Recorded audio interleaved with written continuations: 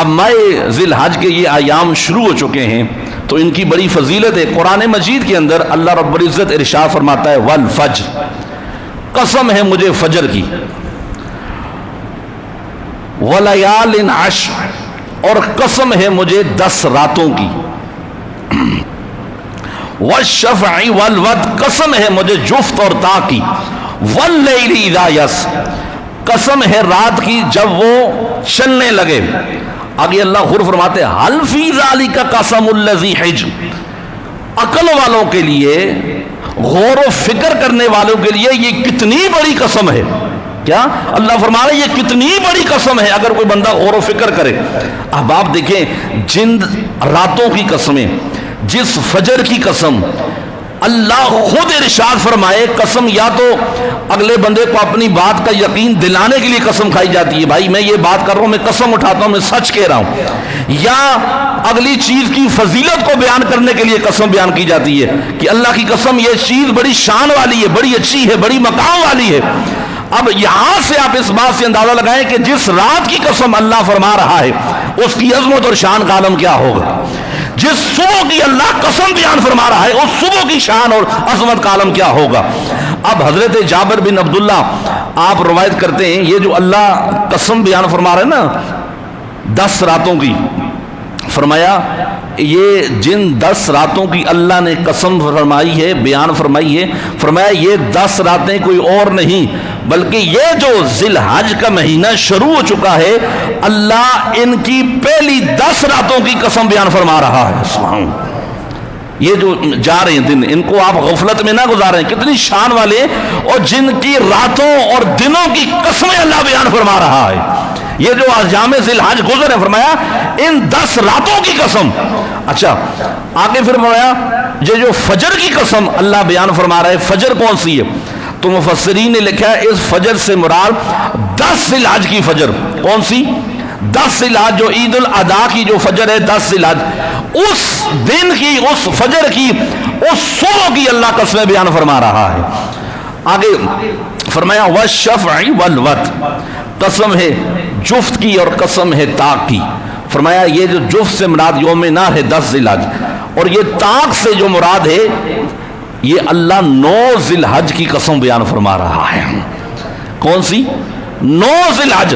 بھائی 9 ذی الحج کا دن کون سا؟ یوم عرفہ کا دن، کہ جس دن حاجی حج کا سب سے بڑا فرائض جو ادا کرتے ہیں مقام وقوف کے اندر، عرفات کے اندر جو وہاں پہ ہو، آپ دیکھیں اللہ اس دن کی قسم بیان فرما رہا ہے۔ اچھا اب حدیث مبارکہ کے اندر دیکھیں، بلکہ میں آپ کو نا یہ یوم جو عرفہ کا دن ہے اس کے بارے میں صحیح مسلم کے اندر ایک حدیث مبارکہ ہے۔ کس کے اندر؟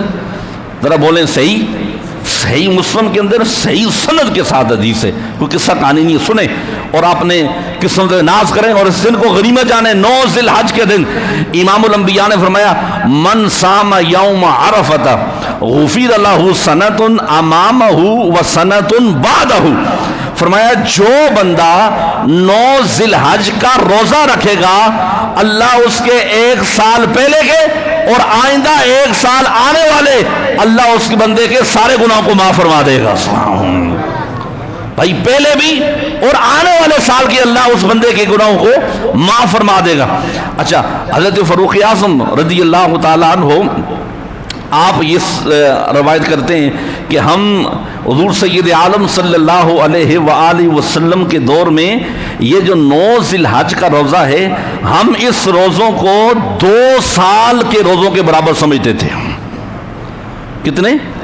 2 سال کے روزوں کے برابر سمجھتے تھے، اور 9 ذی الحج کا دن ہمارے لیے عید کا دن ہے۔ اور بھائی ایسے نہیں ہے، جناب سیدنا فاروق اعظم رضی اللہ تعالیٰ عنہ آپ کے پاس ایک یہودی آیا، اس نے کہا اے امیر المومنین آپ کے قرآن مجید کے اندر ایک آیت ہے، اگر وہ آیت ہمارے اوپر نازل ہوتی، ہمارے لیے نازل ہوتی تو ہم اس دن کو عید کے طور پہ مناتے۔ تو جناب سیدنا فاروق اعظم نے فرمایا وہ کون سی آیت ہے؟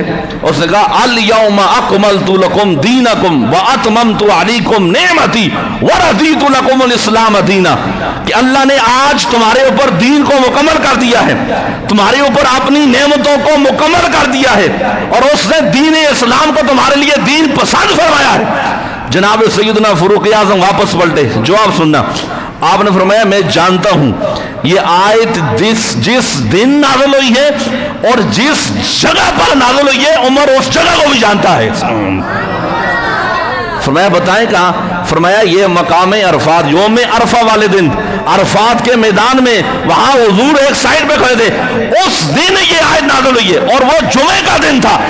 گویا فاروق اعظم بتا رہے ہیں تو ایک عید کی بات کرتا ہے، اس آیت کے ضمن میں، اس آیت کے نزول پر اللہ نے ہمیں 2 عیدیں عطا فرمائی ہیں، سبحان اللہ، ایک جمعے کی عید اور ایک یوم عرفہ کی دن عید اللہ نے ہمیں عطا فرمائی ہے۔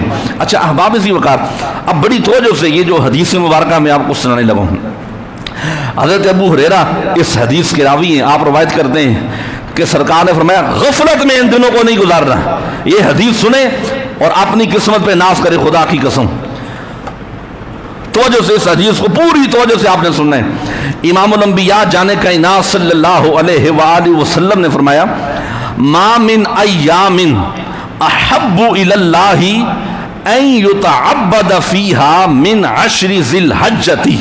اللہ اکبر۔ حضور نے فرمایا یہ جو ماہ ذی الحج کے پہلے 10 دنوں میں جو بندہ عبادت کرتا ہے، کیا کرتا ہے؟ یہ جو دن شروع جا رہے ہیں، فرمایا جو ذی الحج کے پہلے 10 دنوں میں جو بندہ عبادت کرتا ہے، اللہ کا قرب حاصل کرتا ہے، اللہ کی عبادت کرتا ہے، یا رسول اللہ ہوتا کیا ہے؟ فرمایا احب الی اللہ ان یتعبد فیہا من 10 ذی الحجہ۔ حضور نے فرمایا اللہ کے نزدیک، توجہ، اللہ کے نزدیک باقی تمام ایام کی عبادت سے یہ ایام ذی الحج کے اندر جو عبادت کی جاتی ہے اللہ کو سب سے زیادہ محبوب اور سب سے زیادہ پسند ہے، سبحان اللہ۔ اب دیکھ لیں حضور فرمایا اچھا کتنی پسند ہے، آگے بھی دیکھنا، فرمایا یعدل الصیام کل یوم منہا بصیام سنۃ وقیام کل لیلۃ منہا بقیام لیلۃ القدر۔ اللہ اکبر۔ کاش یہ تو ابھی میں نے حدیث کے الفاظ پڑھے، جب آپ ترجمہ سنیں گے خدا کی قسم آپ کی روح خوش ہوگی۔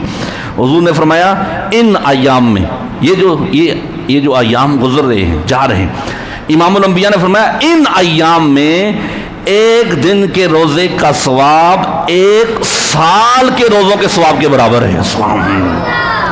حدیث صحیح ہے، قصہ کہانی نہیں ہے، کیا؟ ایک دن کے روزے کے بدلے میں اللہ 1 سال کے روزوں کا ثواب عطا فرمائے گا۔ آگے سنیں، آگے جو بات آ رہی ہے بڑی قابل غور ہے، فرمایا وقیام کل لیلۃ منہا بقیام لیلۃ القدر۔ اور لیلۃ القدر کی تلاش کرنے والوں، آپ رمضان کی آخری ایام میں تلاش کرتے ہو، پتہ نہیں کس کو ملتی ہے نہیں ملتی، لیکن یہاں حضور سند دے رہے ہیں، یہاں سرکار گارنٹی دے رہے ہیں۔ امام الانبیاء نے فرمایا جو بندہ ذی الحج کی ان 10 راتوں میں رات کو قیام کرتا ہے، اللہ کی عبادت کرتا ہے، امام الانبیاء نے فرمایا تو جو اور بولنا ہے اور اپنی قسمت سے ناز کرنا ہے، حضور نے فرمایا جو بندہ ان راتوں میں قیام کرتا ہے اللہ تعالیٰ اسے ہر رات کا ثواب لیلۃ القدر کی رات کے برابر میں عطا فرماتا ہے، سبحان اللہ۔ اور بھائی ایک لیلۃ القدر نہیں، آپ 10 رات کو اللہ کی عبادت کریں گے، اللہ آپ کو 10 لیلۃ القدر کا ثواب عطا فرمائے گا۔ یہ کوئی چھوٹی بات ہے، یہ کوئی معمولی سی بات ہے؟ ان دنوں کو غنیمت جانیں، غفلت میں نہ گزاریں۔ آگے احباب اسی وقت اب دیکھیں یہ جو آنے والی جو روایت ہے یہ بھی بڑی قابل غور ہے، توجہ سے سننی ہے۔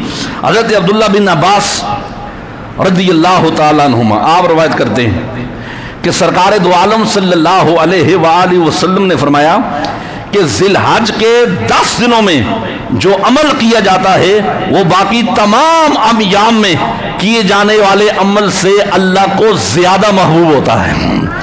باقی بھی آپ دنوں میں عمل کرتے ہیں، اللہ کی عبادت کرتے ہیں، لیکن ان دنوں کی بنسبت جو ان 10 دنوں میں اللہ کی عبادت کرتا ہے، قیام اور نوافل کا اہتمام کرتا ہے، حضور نے فرمایا باقی دنوں سے بڑھ کر اللہ ان دنوں میں اپنے بندے کو زیادہ اجر و ثواب عطا فرماتا ہے۔ اچھا آگے ہی قربان جاؤں صحابہ پہ، آپ دیکھو نا، اب توجہ رکھنی ہے۔ آگے حضور سے پوچھا یا رسول اللہ کیا اللہ کے راستے میں جہاد کرنے سے بھی زیادہ پسند ہے اللہ کو؟ توجہ رکھنی ہے، نگاہ اٹھائیں، کیا رب کے راستے میں جہاد کرنے سے بھی زیادہ ہے؟ ایک بندہ جہاد کر رہا ہے، ایک بندہ ایمن مسجد میں ان 10 راتوں میں اللہ کی عبادت کر رہا ہے، حضور کیا جہاد سے بھی زیادہ اللہ اجر و ثواب عطا فرمائے گا؟ تو سنیں، امام الانبیاء نے فرمایا ہاں اللہ اس بندے کو جہاد سے بھی زیادہ اجر و ثواب عطا فرمائے گا۔ سبحان اللہ۔ لیکن آگے حضور نے قید لگائی، شرط لگائی، فرمایا سوائے اس بندے کے جو جہاد کے لیے نکلے اور واپس پلٹ کرنا ہے، وہیں پہ شہید ہو جائے، اس بندے کو اللہ زیادہ اجر عطا فرمائے گا۔